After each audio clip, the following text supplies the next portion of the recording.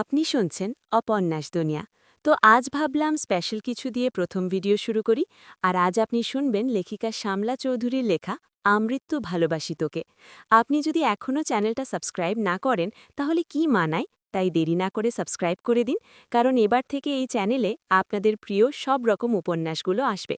এবার তাহলে শোনা যাক। ৭ বছর পর বাড়ি ফিরছে খান বংশের বড় ছেলে সাজ্জাদুল খান আবির। বাড়ি ফিরছে বললে ভুল হবে, বিদেশ থেকে দেশে ফিরছে আবির। এই ৭ বছরে খানবাড়িতে ঘটে গেছে অনেক ঘটনা, যার সাথে সশরীরে যুক্ত নেই আবির, তবে আত্মিকভাবে প্রতিটা ঘটনায় জড়িয়ে আছে সে। আবিরের বাবা চাচা ৩ জন।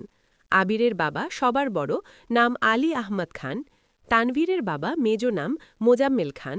ছোট চাচ্চুর নাম ইকবাল খান। আবির তার বাবা মায়ের একমাত্র ছেলে। মেজ চাচা মানে মোজাম্মেল খানের এক ছেলে এক মেয়ে। ছেলের নাম তানভীর খান, মেয়ের নাম মাহদিবা খান মেঘ। ছোট চাচার এক মেয়ে এক ছেলে, মিম আর আদি। এখনও তারা এলাকার যৌথ পরিবারগুলোর মধ্যে শ্রেষ্ঠ। বাড়ির সকলের প্রাণ যেন এক সুতোয় বাঁধা। ৫ ভাই বোনের মধ্যে আবির সকলের চোখের মণি। আবিরের জন্মের পর তার বাবা মা দ্বিতীয় সন্তান নেওয়ায় চিন্তাই করেননি। এইচএসসি পর্যন্ত সে বাড়িতেই ছিল সবার নয়নের মণি। আবিরের চাঞ্চল্যে মেতে থাকত খানবাড়ি। আচমকা যেন পরিবেশটা পাল্টে গিয়েছিল। ১৮ বছর বয়সে আবিরের হঠাৎ করে স্কলারশিপে বিদেশে পড়তে যাওয়া বাড়ির সকলের সাথে শারীরিকভাবে যেমন দূরত্ব বেড়েছিল, তেমনি দূরত্ব বেড়েছে মানসিকতার। ৭ বছর পূর্বের আবিরের সাথে বর্তমান আবিরের আকাশ পাতাল পার্থক্য। দেখেও যেন চেনার উপায় নেই। ৬ ফুট লম্বা ছেলেটা, গায়ের রং শ্যামলা, গালভর্তি ছাপ দাড়ি, চুলের স্টাইল কোনো নায়কের থেকে কম না। তার ফ্যাশন আর লুকে যে কটু মেয়ে এক দেখাতেই প্রেমে পড়তে বাধ্য। প্লেনে বসে আবির অবলীলায় ভেবে যাচ্ছে অতীতে ফেলে আসা স্মৃতিগুলো। সেই চাঞ্চল্যকর মুহূর্তগুলো এখন শুধুই স্মৃতির পাতায়। মাকে রেখে এসেছিল সেই যৌবনের প্রথম দিকে। আদি জিজ্ঞেস করছে, ভাইয়া আমার জন্য কি এনেছ? আবির যেই না উঠতে যাবে, মা চাচিরা উঠতে দিচ্ছে না। আগে শরবত খাবি, তারপর উঠবি। আবির তানভীরের দিকে তাকিয়ে বলল, ওই লাগেজটা নিয়ে আয় তো। তানভীর একটা লাগেজ টান দিতে যাবে, আবির আচমকা বসা থেকে দাঁড়িয়ে, ওইটাতে ছুবি না। তানভীর সহ বাড়ির সকলেই যেন অবাক হয়ে গেল। আবির আবার ঠান্ডা মাথায় বলল, পাশের লাগেজটা নিয়ে আয়। তানভীরও তার কথা মতো লাগেজ নিয়ে আসলো। লাগেজ খুলে যে যার মতো জিনিস বের করছে আর জিজ্ঞেস করছে, এটা কার, ওইটা কার। আবির শরবত খেতে খেতে উত্তর করছে, আদির জন্য বিদেশি দামি দামি খেলনা, মিমের জন্য ড্রেস, কসমেটিক্স বক্স, মা কাকিদের জন্য অনেক গিফট, তানভীরের জন্য মোবাইল, একটা ল্যাপটপ, অন্যান্য গিফট। আলাদা আরেকটা ল্যাপটপ আছে। মিম জিজ্ঞেস করছে, ভাইয়া এই ল্যাপটপটা কি তোমার? আবির উত্তর দেয়, না, এটা মেঘের। মেঘের মা হালিমা খান জিজ্ঞেস করলেন, মেঘের ল্যাপটপ কি দরকার বাবা? ওর তো এইচএসসি পরীক্ষা শেষ, সামনে অ্যাডমিশন টেস্ট আছে, অনেক কিছু জানার বা পড়ার দরকার আছে। মোবাইল দেখে পড়ার থেকে ল্যাপটপে সুবিধা হবে, তাই নিয়ে আস। আমার জন্য নিয়ে আসতে একটা। আবির অবলীলায় হেসে উত্তর দেয়, তোর ১৮ বছর বয়স হলে তোকেও কিনে দিব, চিন্তা করিস না। মিম খুশিতে গদগদ হয়ে বলে, ধন্যবাদ ভাইয়া। বাড়ির হইচই শুনে ঘর থেকে বের হলেন ছোট চাচা ইকবাল খান। আবির চাচ্চুকে দেখেই সালাম করতে যায়। চাচ্চু বাধা দিয়ে জড়িয়ে ধরেন ভাতিজাকে।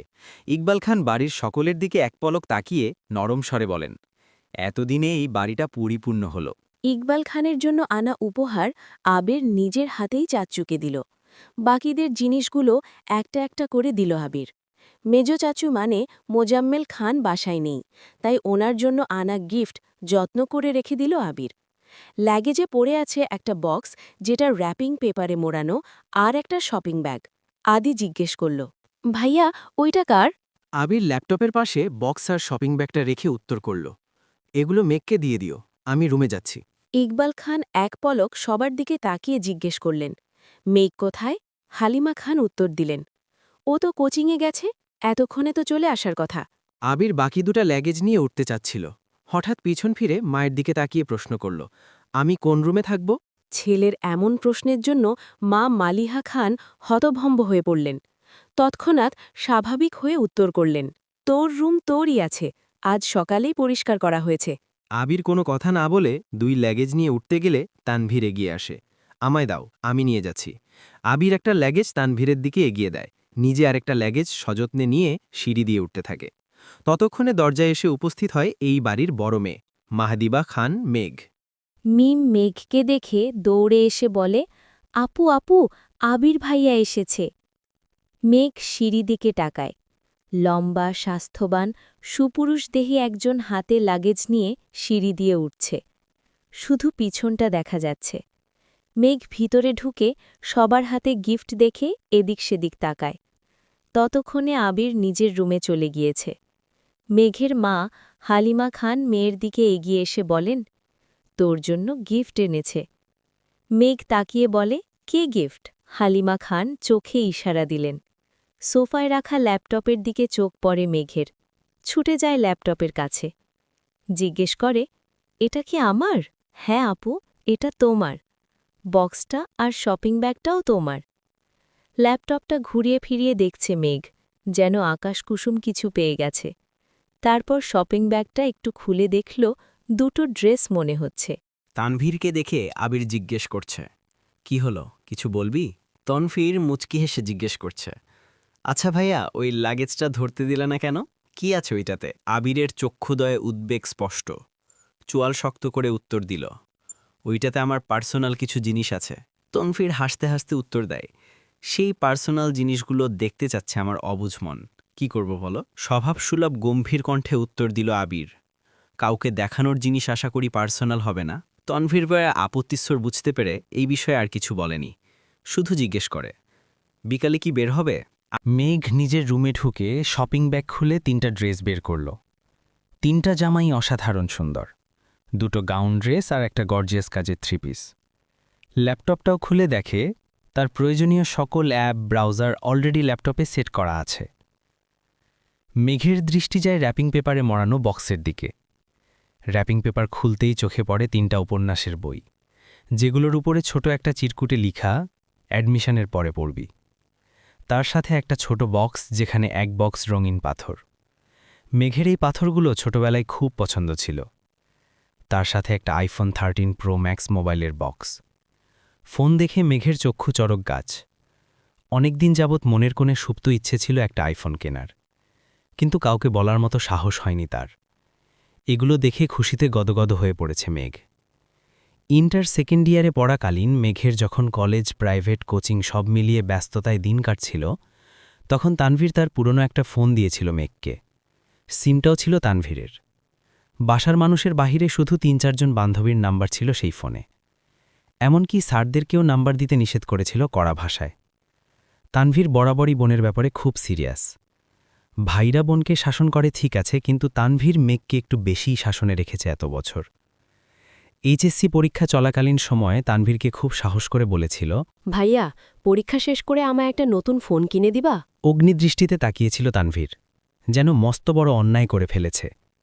তার যৌথ পরিবারগুলোর সবচেয়ে আনন্দময় সময় হল সন্ধ্যাবেলা।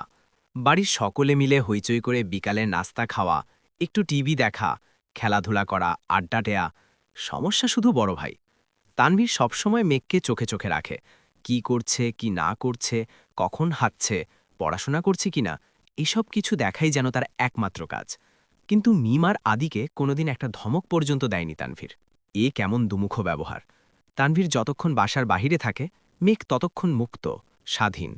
তানভীর বাসায় না থাকায় 3 ভাইবোন মিলে ছোটাছুটি করছে। মেঘ যা বলে ছোট দুটা তাই করে। মেঘ আর আবিরের এখনও দেখা হয়নি। মেঘ কোচিং থেকে এসে রুমে যে ঢুকেছিল, তার গিফট নিয়ে ব্যস্ততার কারণে সবেমাত্র রুম থেকে নিচে এসেছে। অন্যদিকে আবির বাসা থেকে চলে গেছে আরও 2 ঘন্টা আগে। মেঘ, মিম আর আদির ছোটাছুটি শেষ হয় বড় আব্বু জনাব আলী আহমদ খানের বাসায় প্রবেশ দেখে। আলী আহমদ খান বাসায় ঢুকতে ঢুকতে নিজের স্ত্রী মালিহা খানকে জিজ্ঞেস করলেন, আবির কোথায়? মালিহা খান উত্তরে বললেন, ও তো তানভীরকে নিয়ে বের হলো, বলল কি কাজ আছে। আলী আহমদ খান সোফায় বসতে বসতে মেঘের দিকে তাকিয়ে প্রশ্ন করলেন, পড়াশোনার রাত 9টায় বাড়িতে ঢোকে আবির আর তানভীর। খাবার টেবিলে খেতে বসেছেন 3 ভাই আর আদি। মিম, মেঘ কেউ নেই। রান্নাঘরে 3 যা খাবার রেডি করছেন। বিকেলে আবির সাদা শার্ট পরে বেরিয়েছিল। সাদা শার্টের 2-3 জায়গায় একটু একটু রক্ত লেগে আছে, আর আবিরের হাতে 3টে ওয়ান টাইম ব্যান্ডেজ লাগানো। নজরে পড়ে ইকবাল খানের। কিরে আবির, তোর হাতে কি হয়েছে? শার্টেই বা দাগ কিসের? এই কথা শুনে ছুটে আসেন মালিহা খান। কি হয়েছে আবির? বুকের ভিতর ছ্যাদ করে উঠেছে। একমাত্র ছেলের শরীরে একটা আঁচড়ও মা সহ্য করতে পারেন না। আবির, তেমন কিছু না, হাতে একটু লেগেছিল, ঠিক হয়ে যাবে, চিন্তা করো না। আর কথা না বাড়িয়ে সিঁড়ির কাছে চলে যায় আবির। আলী আহমেদ খান ছেলের দিকে তাকিয়ে প্রশ্ন করেন, খাবে না? না আব্বু, বিকেলে খেয়েছি, খিদে নেই। এই বলে রুমের দিকে চলে যায় আবির। আবিরের কণ্ঠ শুনে মেঘ রুম থেকে বের হয় তাড়াতাড়ি। এতগুলো গিফট দিল, অবশ্যই ধন্যবাদ জানানো উচিত। 7 বছরে ভাইয়ের মুখটাও দেখেনি সে। কিন্তু মেঘ রুম থেকে বের হতে হতে আবির রুমে ঢুকে পড়েছে। মেঘির চোখ মুখে নীরবতা। নিচে গিয়ে সবার সাথে খেতে বসে। তানভীরও খেতে বসেছে হাত মুখ ধুয়ে। ইকবাল খান তানভীরের উদ্দেশ্যে বলে, তুই তো ছিলি আবিরের সাথে, কি হয়েছে বল? তানভীর, চাচ্চু, আমি তো ভাইয়ার সাথে বের হয়েছিলাম, কিন্তু পরে আমি পার্টি অফিসে চলে গিয়েছিলাম, তাই সঠিক জানি না। মেঘ যেন কিছুই বুঝতে পারছে না। বাড়িতে এসেছে 7-8 ঘন্টা হয়ে গেছে মানুষটার, অথচ সে এখনও দেখেইনি তাকে, তার মধ্যে আবার কি অঘটন ঘটিয়েও ফেলেছে। সে শুধু চাচ্চু আর ভাইয়ার মুখের দিকে তাকাচ্ছে বারবার। আহমেদ আলী খান গম্ভীর স্বরে তানভীর দিয়ে বললেন, সে তো তোমার ভাই কম বন্ধু বেশি, তাকে বলে দিও কোনো প্রকার মারপিট আর রাজনীতিতে যেন না জড়ায়। আর এটাও বলে দিও তাকে, তার বয়সটা কিন্তু আমি পার করে এসেছি। তাকে দেশে এনেছি মারপিট করার জন্য না, আমাদের ব্যবসার হাল ধরার জন্য। তানভীর, আসলে বড় আব্বু, সামান্য হাত কেটেছে ভাইয়ার। আলী আহমেদ খান, থাক, আমায় কিছু বুঝাতে হবে না। কোনটা মারপিটের কাটা আর কোনটা কেটে যাওয়া আমি তা বুঝি। তুমি তো নিজের রাস্তা বেছেই নিয়েছ, অন্তত তাকে বোঝাও এসবে যেন না জড়ায়। তানভীর, জি বড়বাব্বু। মেঘ আচমকা প্রশ্ন করে বসে, কি হয়েছে? তানভীর মেঘের দিকে চোখ রাঙিয়ে তাকিয়ে বলে, তুই চুপচাপ খা। ইকবাল খান বড় ভাইয়ের দিকে তাকিয়ে বলে, আবির কেন মারামারি করবে? এত বছর বাইরে ছিল ছেলেটা, এখানে ওর কে এমন শত্রু আছে? বাড়ির সবার মধ্যে নীরবতা, কেউ কোনো কথা বলছে না। মেঘ মনে মনে ভাবছে, আবির ভাইয়া মারামারি করেছে, কিন্তু কেন? এত বছর ভাবতাম আমার ভাইই পচা। মেঘ খাবার খেয়ে রুমে এসে 2-3 ঘন্টা টানা পড়াশোনা করল। এইচএসসি পরীক্ষা শেষ হলো 1 মাসও হয়নি, কিন্তু পড়াশোনা যেন 3 গুণ বেড়ে গেছে। অ্যাডমিশন একটা মস্ত বড় যুদ্ধ, যার একমাত্র অস্ত্র হলো পড়াশোনা। তার সাথে অঙ্গাঙ্গিভাবে জড়িয়ে আছে ভাগ্য। এইচএসসির রেজাল্ট কবে দেবে ঠিক নেই, পাশ করবে কিনা তাও জানা নেই, কিন্তু অনিশ্চিত ভবিষ্যতের জন্য প্রস্তুতি আগেভাগেই নিতে হচ্ছে। বয়সের তুলনায় মেয়েটা পড়াশোনায় একটু বেশি এগিয়ে গেছে। 18 বছর বয়সে পা দিল সবেমাত্র 2 মাস হয়েছে। তার মধ্যে এইচএসসি পরীক্ষা শেষ। কয়েক মাস পরে সে স্নাতক শিক্ষার্থী হতে চলেছে। ভাবতেই কেমন যেন নিজেকে বড় বড় মনে হয় মেঘের। পড়াশোনা শেষ করে নিজের বিছানায় শুয়েছে, হাতে তার নতুন মোবাইল। কিন্তু করবে কি সে? না আছে ফেসবুক আর না আছে অন্য কোনো অ্যাকাউন্ট। ইউটিউবে ঢুকে কয়েকটা ভিডিও দেখে মোবাইল রেখে দেয়। শুয়ে ভাবতে লাগে, আবির ভাইয়াকে ধন্যবাদ জানানো দরকার, কিন্তু সে তো ভয়ে দাঁড়াতেই পারবে না আবিরের সামনে। পুরনো স্মৃতিগুলো ভাবতে থাকে। মেঘ সবেমাত্র 5ম শ্রেণীতে উঠেছিল। বয়সের গণ্ডি 9-10-এর মাঝামাঝি। তখন মেঘের একটা বন্ধু হয়েছিল, নাম জয়।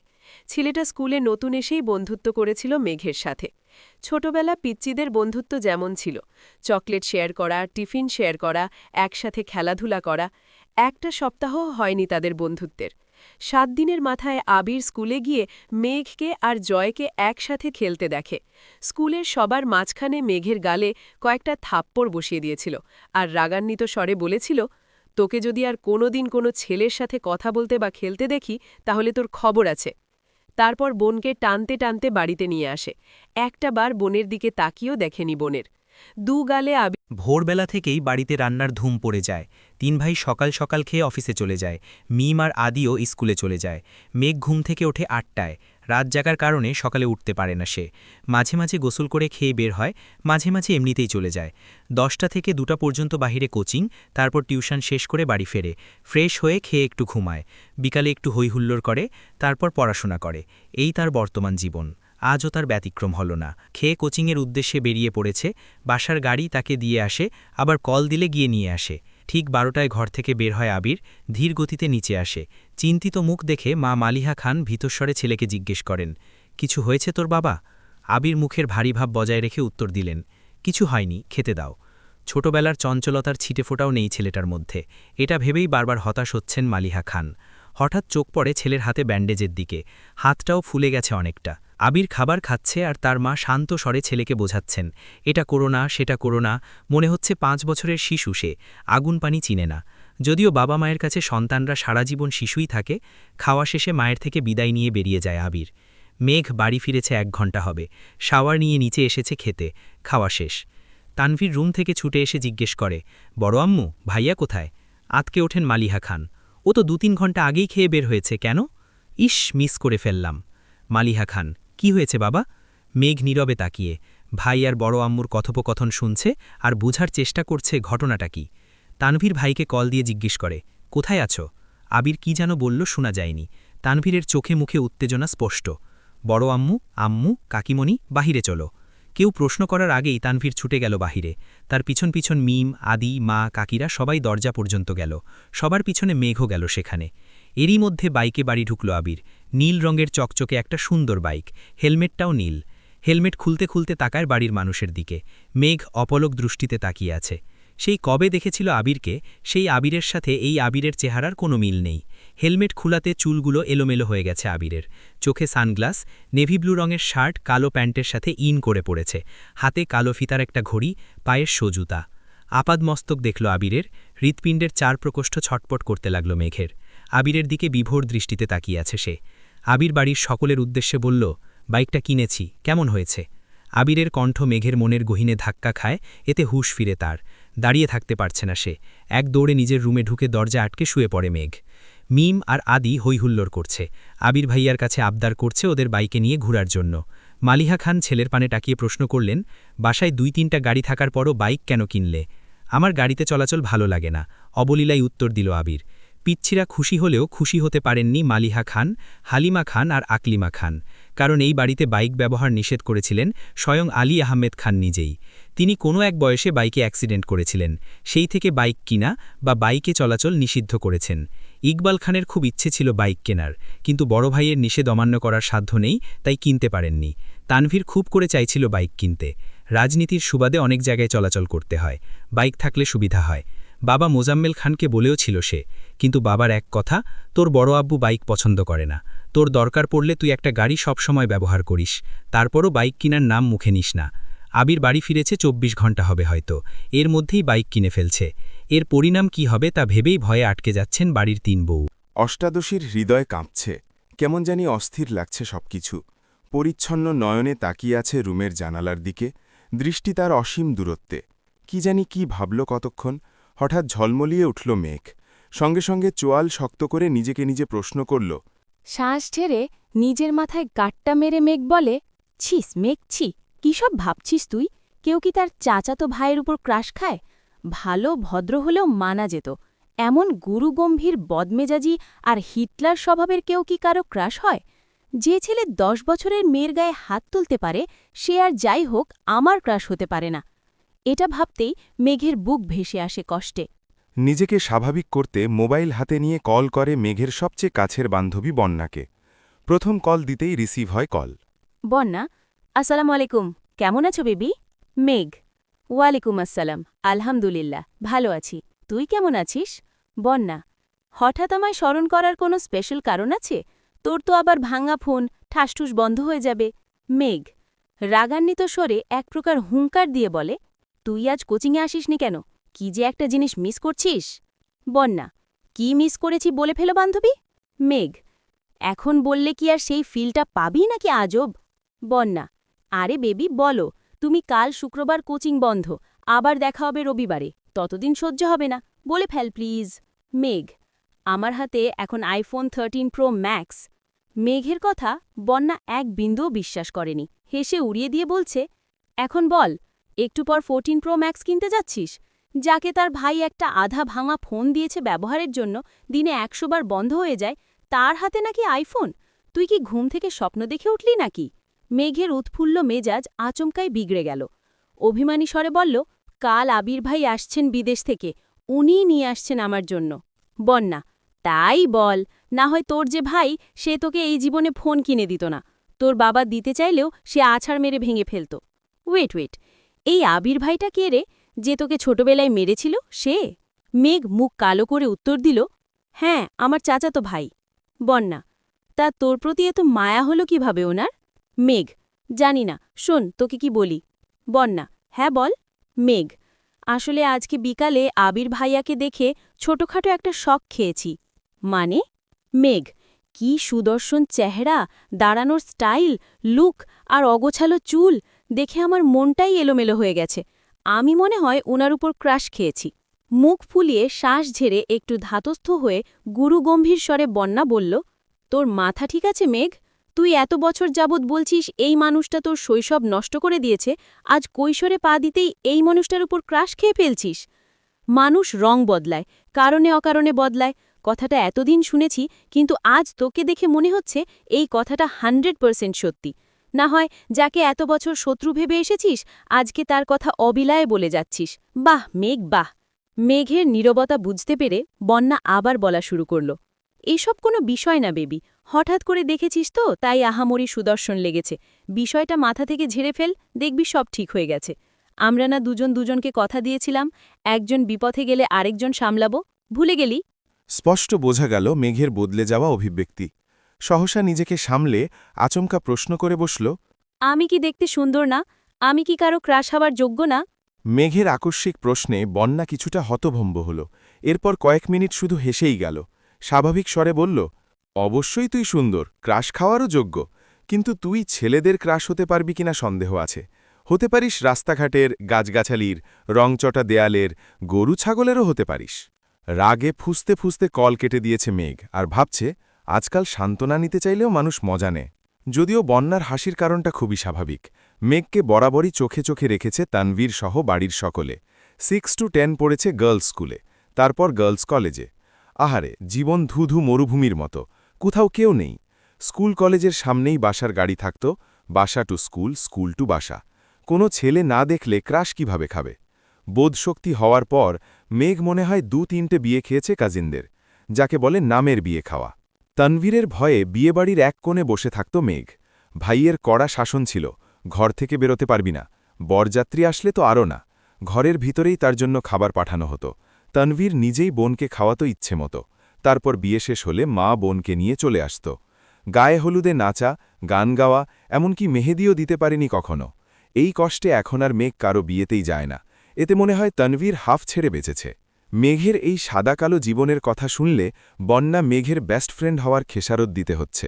বন্যাকে সবসময় চোখে চোখে রাখে তানভীর। কথায় আছে, সঙ্গদোষে লোহা ভাসে। সঙ্গ খারাপ হলে মেঘও খারাপ হবে। তাই সবসময় বন্যার পিছনে লোক লাগিয়ে রাখে তানভীর।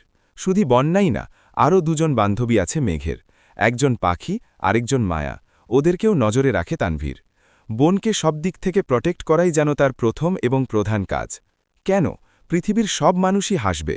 জীবনটা তার তেজ পাতা হয়ে গেছে। মাঝে মাঝে ভাবে, এই বাড়িতে জন্মানোটা কি খুব দরকার ছিল? কয়েকবার বন্যা কল ব্যাক করেছে। নিজের জীবনের হতাশার জন্য মেঘ আর কলহে সিভি করেনি। বান্ধবীকে রাগ দেখিয়ে কি হবে? জীবন যেখানে যেমন তা মানতেই হবে।